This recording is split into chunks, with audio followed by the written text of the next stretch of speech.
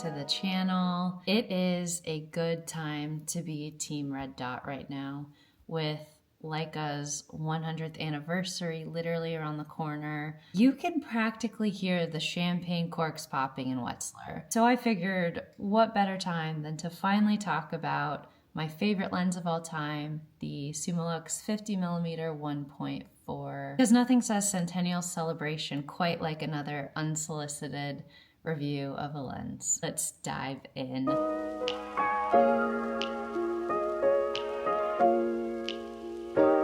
This is a story written in the stars, a tale as old as time. I was a very young, very new rangefinder photographer, hoping to strike it big in the wedding industry. At the time was very much pursuing my acting career, working on popular TV shows, standing in, doing background acting, while auditioning and doing student films along the way. I actually have some of my old acting reels further down below in this channel. You can watch them if you'd like. As I was still pursuing my acting, I was very interested in this wedding photography thing. Even though it started as a side hustle, I wanted to really give myself the best shot at it I could. So I read all the things, I watched all the videos, I went to WPPI twice, just really soaked in everything I could to give me this like great chance at trying to make it as a wedding photographer.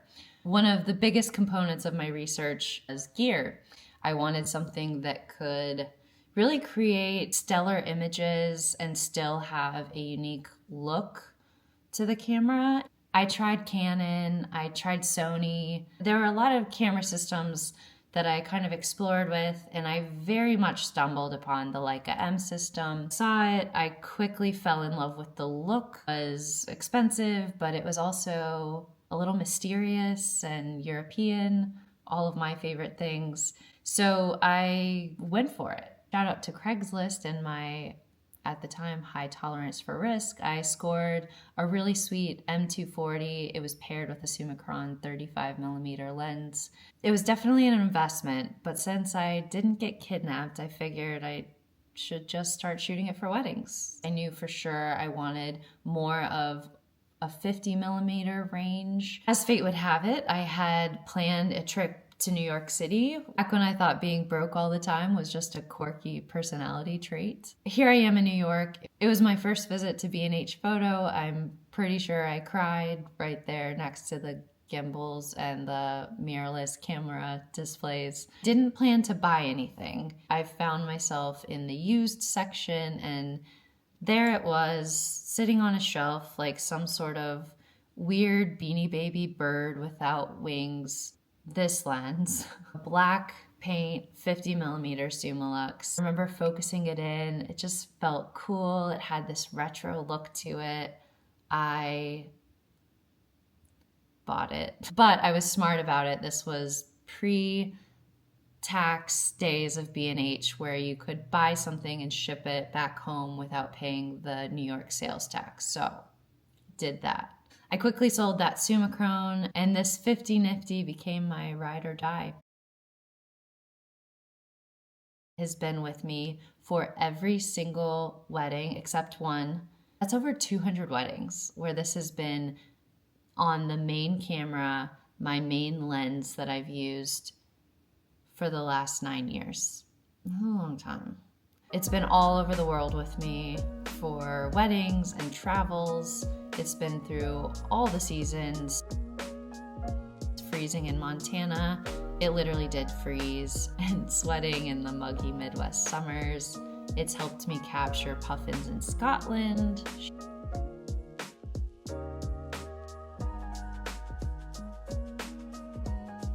Sheep in Iceland, and cute dogs in any cafe I've been able to find. I've captured collections of treasured memories and moments that mean the most to me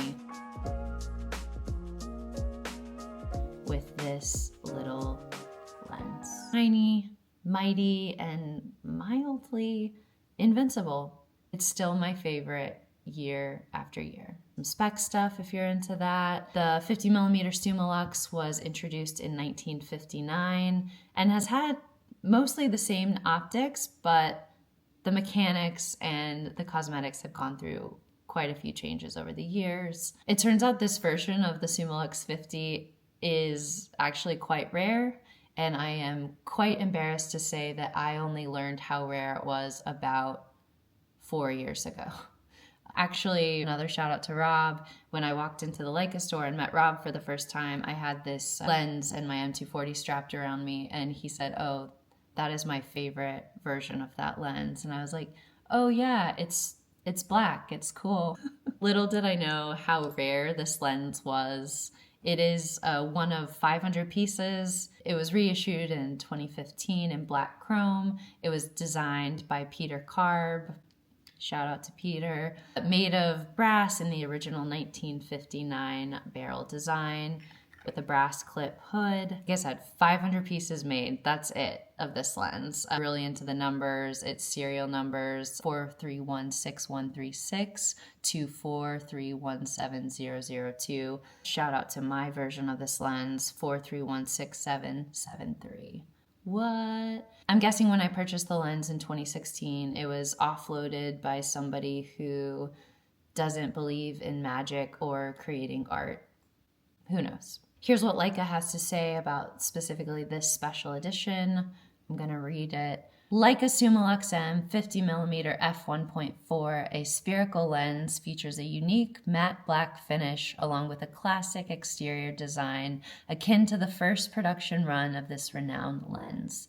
While recalling its past on the outside, this edition is also characterized by its contemporary optical design that incorporates one aspherical element and one floating element, as well as elements made from an anomalous particle, partial dispersion, and high refractive index glasses. This lens works with all different kinds of M series cameras, including my current M11. I've also personally used this camera, like I said, when it started on the M240 and my Leica MP. On each of those camera bodies, I've had incredibly consistent results with this lens.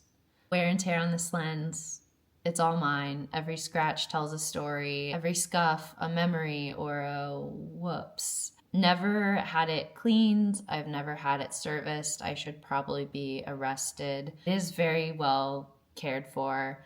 I have this with me all the time. If I'm shooting anywhere at all, it will always be strapped on my little shoulder. Even if it's like end of the night at a wedding when I'm not even using it, I still keep it next to me because what if it gets scared? In all seriousness, if I want something important documented, it's going to be with this lens. This lens is an ultra speed lens optimized for very low light, which is great because I lean into the low light life more than most wedding photographers will.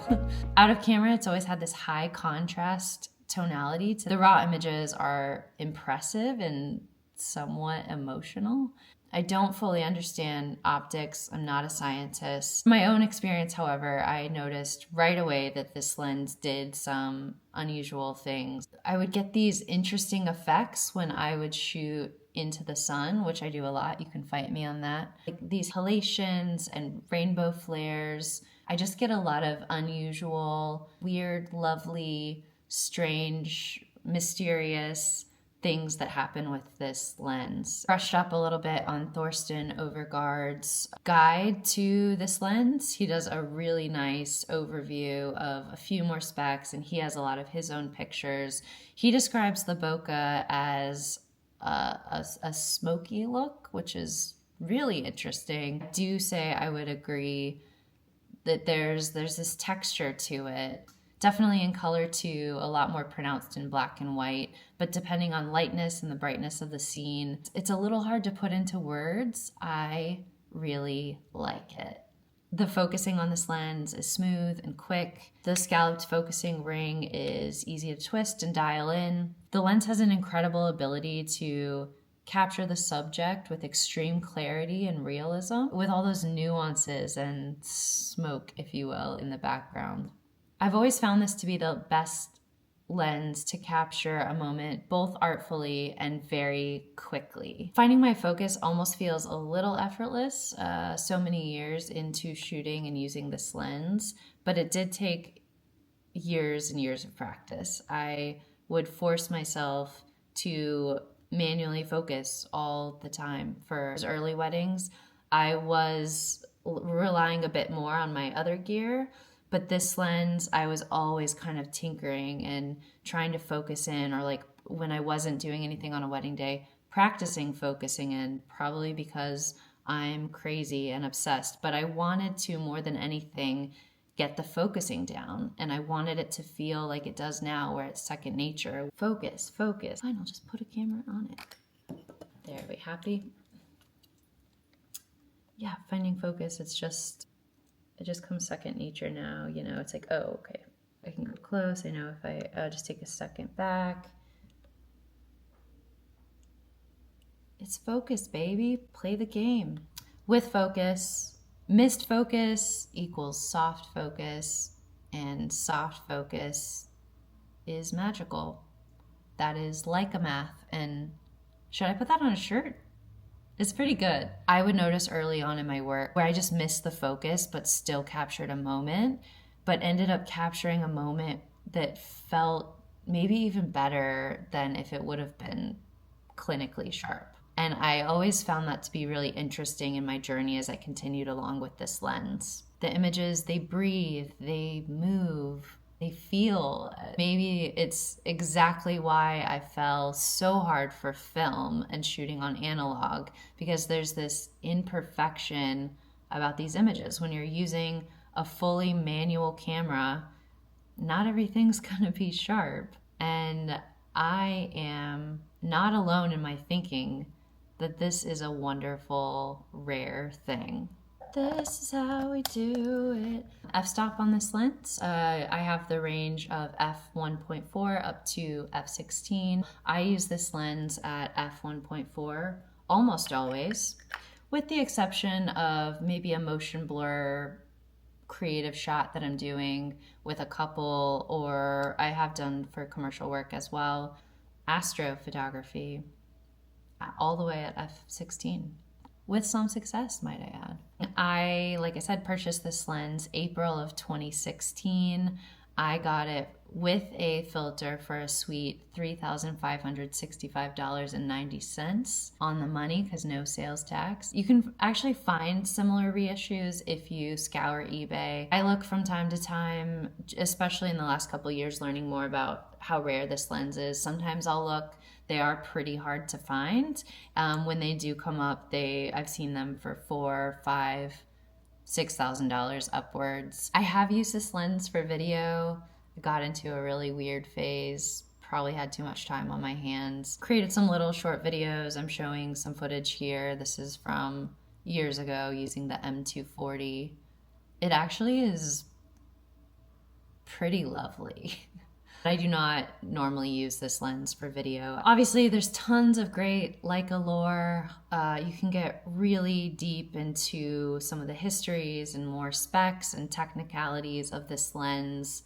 But I personally can say this lens has completely enhanced my love for photography. It's enriched my artistry, and honestly, probably the reason why I've gotten this far in the work. Sometimes I hesitate sharing about it because I do think this lens, along with a lot of other hard work and, being obsessed with being great, but I do think this lens is the reason I exist and career at all in photography. I'm really, really grateful to this lens, and that I just happened to find it sitting on a shelf one day. What else can be said about the lens that does it all? It's been a beautiful journey, creating lots of beautiful things along the way. As our friend Snoop Dogg used to say, everybody needs a sidekick. This one just happens to have German engineering and a smug red dot.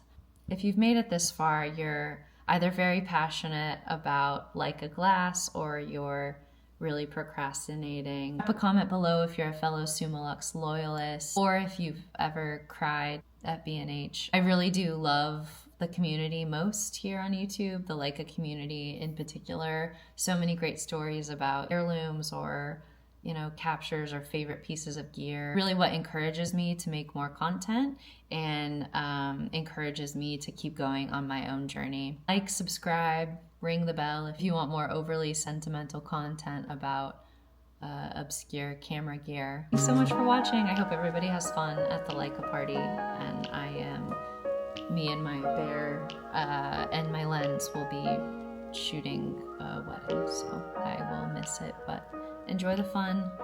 Thank you so much for watching. Until next time. Bye!